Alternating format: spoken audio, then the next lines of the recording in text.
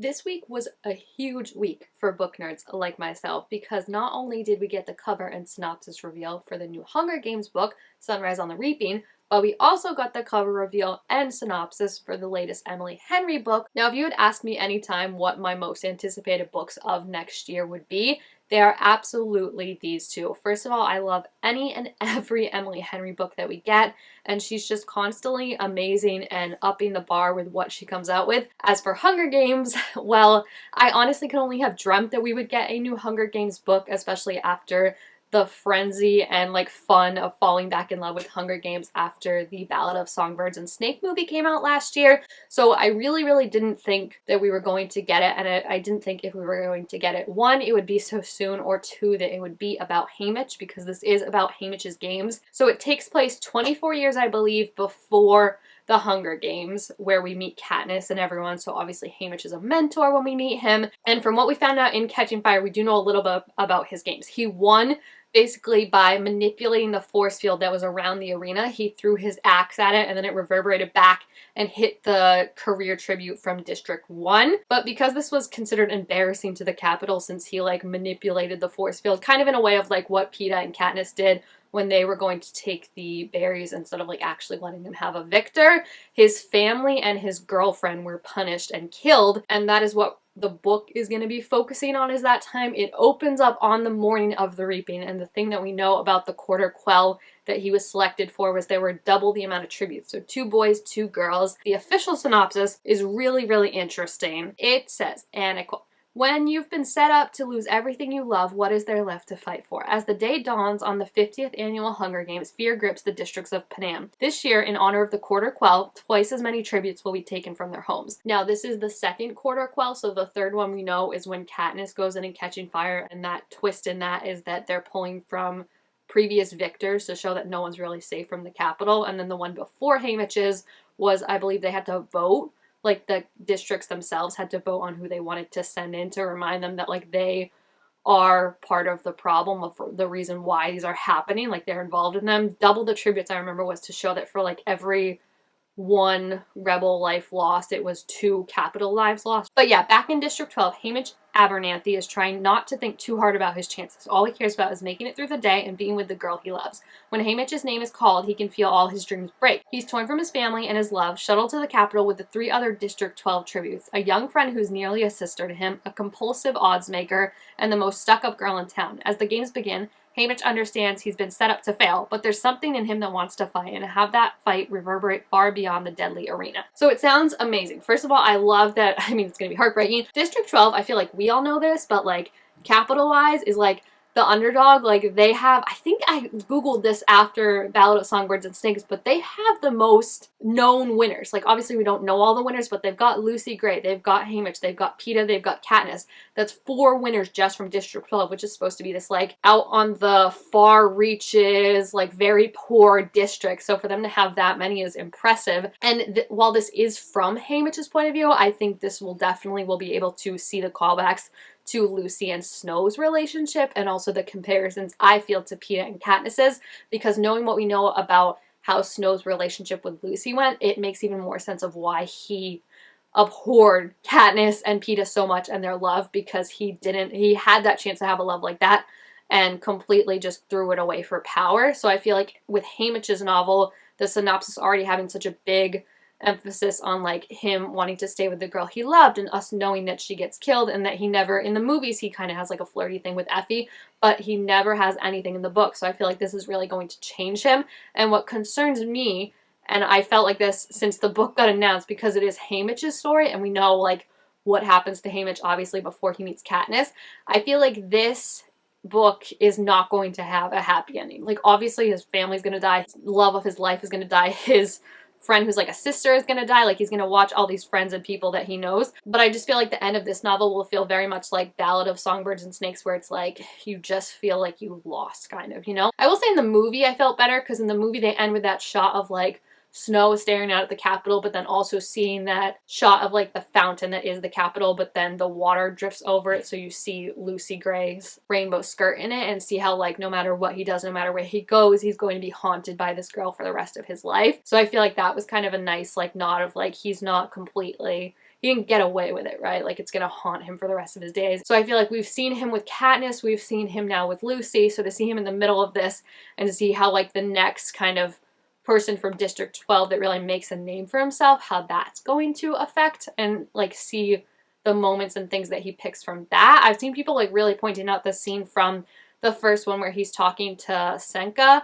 I feel like that's how you say his name, but the game maker, and he's like, have you ever been to District 12? And he's like, they're underdogs. I hate underdogs. And I just feel like the more we learn about each thing that she writes, like, she's very intentional. So she never just writes a book. I feel like Suzanne Collins to write a book, like, there's always because she has something to say. And this one, she said she was inspired by Scottish philosopher David Hume, specifically his ideas of implicit submission and the easiness with which the many are governed by the few. Questions surrounding the use of propaganda and the power of media narratives also inspired Collins to explore the concept of what is real or not real. So I definitely feel like media propaganda is so huge right now, and it's such a timely subject that it makes sense, because I think the way that we're seeing things is not always the way it's accurately portrayed, and even in this day and age with, like, social media and everything, you have to be so careful, like, what you're seeing. It's not necessarily the truth, and it's very easy to spin things, and if you don't do your due diligence and research into that, to just believe that. So I'm excited, like, it's gonna crush me, but I'm excited for this book to see how she uses that, because I feel like it is, again, with Hamish's game, like, yeah, he wins,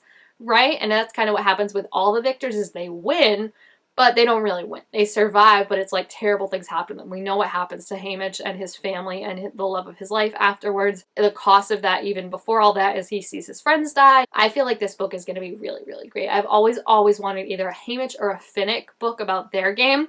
And I feel like Haymitch in particular, because of, like, how he, again, like, it's like he wins, right? And then he's so harsh with Katniss when he's training her. But you have to remember, the thing is, this is 24 years before Katniss, so that's 24 times 2, 48 kids from District 12 that he's trained and watched die, you know, after everything he went through, and knowing that even if they do win, like, what's the life that's going to be left for them, right? So I feel like there's all of that you can play into, and I just feel like it's going to be very, very emotional, because I guess that's what I mean, is, like, I don't think it's going to end on, like, a hopeful note. I could be wrong, but I also feel like it's an important message to get out, so I'm really excited. The cover is also so amazing. I saw people on Twitter talking about how, like, on the Ballad of Songbirds and Snakes, the songbird and snake are kind of positioned so they're protecting each other, they're looking out for each other, and now in this one they are fully at each other's throats, because Snow has fully turned on District 12 and the districts in general. He's made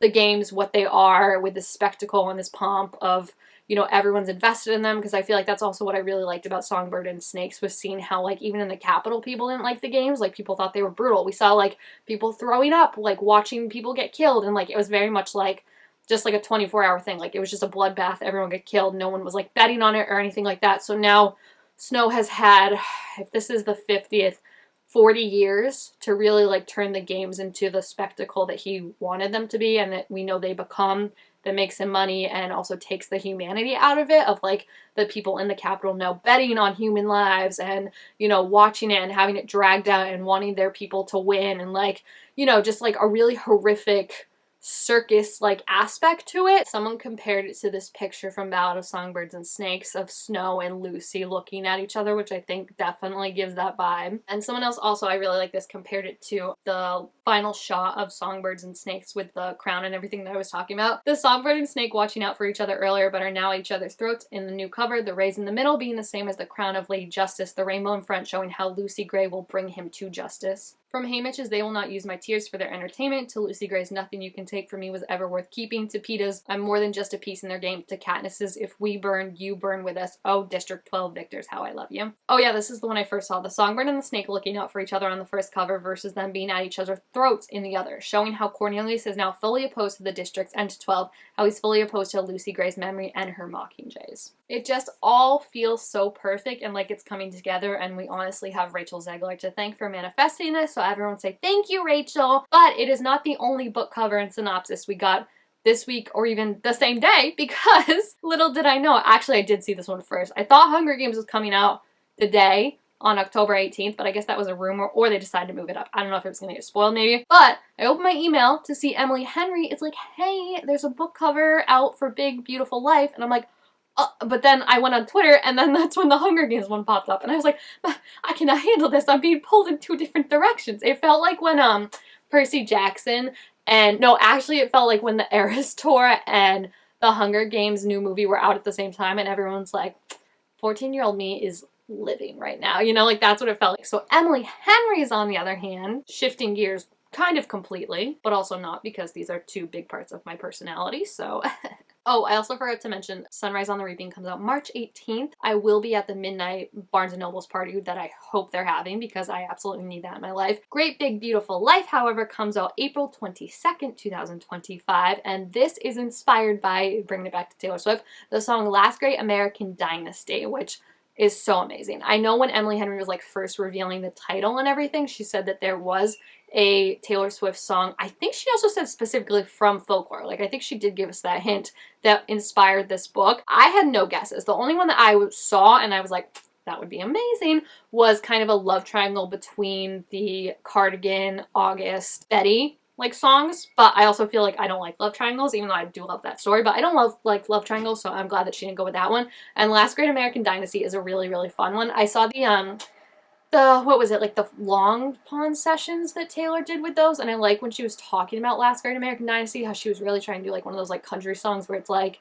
you're talking about like these people that like seem like not related or anything, and just like a story you're telling, and then at the end you have some twist of like, and they were my parents or something like that. So in The Last Great American Dynasty, it's about, I think, her house in Rhode Island and the person that used to own it. I know it's definitely her house. I just don't know if it's definitely the one in Rhode Island, but I think it is. But it's like all this stuff that happened with this socialite and everything, and at the end she's like, and the house sat empty until it was bought by me. So the synopsis of Great Big Beautiful Life reads as followed.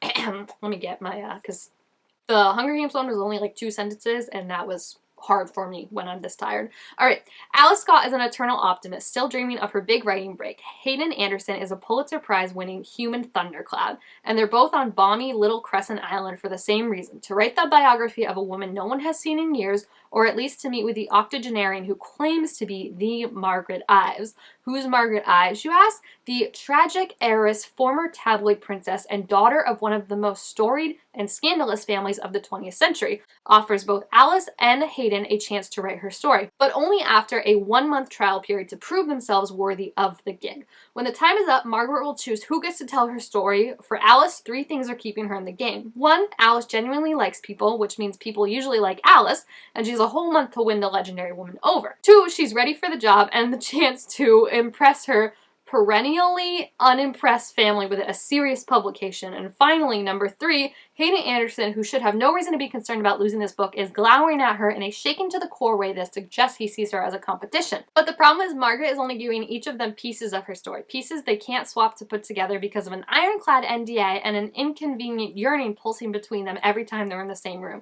And it's becoming abundantly clear that their story, just like the tale Margaret's spinning, could be a mystery, tragedy, or love ballad, depending on who's telling it. So I'm so excited for this. Emily Henry talked about in her newsletter how like this was like her most challenging book yet. She really pushed herself, and it was her most rewarding because of that. And I'm just so excited. The cover is actually gorgeous. I always love her covers. I love when, like, even if they're not related, the books, like, an author has a signature kind of look that she goes for with her covers, so you can recognize like what it is, and then also that they just look amazing on the shelf. It does bug me a little, I've said this before, that they're hardcover books now, because I don't think romance books really should be hardcover, especially with like now a paperback book can be like $19 in itself, so it's like book prices are getting a little out of pocket in my opinion. And it also does bug me that, you know, I've got some of them paperback and some of them hardcover. Like, it just, I want it to all look nice and level on my shelf, but that's just a me thing. The cover is gorgeous. I love some brunette representation, okay? I love that once again we've got the theme of the characters having books and their little notepads with them because they're taking notes on everything. The color scheme too is really gorgeous with like the reds, oranges, and pinks. I feel like as you get more and more books written, it can be hard to come up with a new and interesting color for them that still feels unique, but I feel like this definitely feels like different from any other book she's done. I think because sometimes I think the other covers are just like kind of one color, right? And whereas this one is like very pretty, it's almost giving me like floral vibes kind of, or like very abstract with the different colors. I just also love the idea of these two people competing, but then also this third character in the love like story. So it's like you've got the love story, but then you've also got this character that they're probably going to be learning life lessons from and figuring out stuff like that. I think it'll be interesting to see like this like extravagant recluse socialite who's telling her story and like how much of that is true and how much of it is just made up and everything, because I think that's kind of at least the essence I get with Last Great American Dynasty of like there's all these stories about her, but who knows what's true, who knows what's not. Have that kind of interesting storyline in itself, and like this character who's almost larger than life set against the backdrop of these two characters who are competing but also falling in love along the way. And it just sounds really, really interesting. I mean, like I am really excited to see her take, especially knowing that it's kind of a launch pad off of Last Great American Dynasty, like inspired by that. And based on the synopsis, I think it sounds so good compared to that. I just think it's really, really cute, and I love her books. They're always 10 out of 10 for me, like never miss, and I'm just so excited, especially with like now that we're getting adaptations of her books and everything like that. I feel like it's just really Emily Henry's time to shine. Actually, the funny thing is this one hasn't been picked up yet, but I'm sure it will, because every other book that she's made is in like some stage of being made into an adaptation. But the new Hunger Games book is already being made into a movie and is going to begin filming, I think, in January. There's rumors that Mike Fass, I don't know how you actually say his name, but the guy from Challengers and West Side Story and the Panic TV show and a bunch of Broadway stuff is going to be playing Haymitch, which I personally would love because, one, I just love him as an actor, but also he was in West Side Story with Rachel Zegler, so I think that would be such a fun little connection that it's like two kids from West Side Story ended up being in Hunger Games, and not only that, but played roles that were significantly pains in the butts to Snow himself. Anytime someone's a pain in the butt to Snow, we love it. So I'm really, really excited for these two books. I just am really hoping that they are as good as the synopses read to be. And yeah, if you are looking forward to them, let me know what you think of the covers and the summaries that we got for them. And if you're excited, what you're looking forward to and what your predictions are. So yeah, thank you guys all so much for watching. Make sure to give this video a thumbs up if you enjoyed it. And I will see you guys next time. Bye!